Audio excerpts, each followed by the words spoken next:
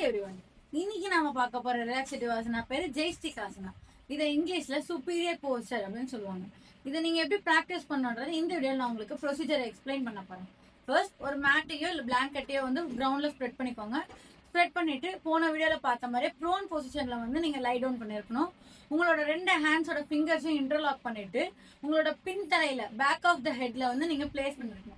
Place பண்ணிட்டு ஐஸை close பண்ணிட்டு நீங்க இன்ஹேல் எக்ஸேல வந்து ப்ராப்பரா பண்ணணும். இல்லைன்னா ஷவாசனால எப்படி ப்ராக்டிஸ் பண்ணீங்களோ இன்ஹலேஷன் எக்ஸலேஷனை அதே மாதிரி வந்து நீங்க இந்த ஜெய்ஸ்டிக் ஆசனாலே ப்ராக்டிஸ் பண்ணணும்.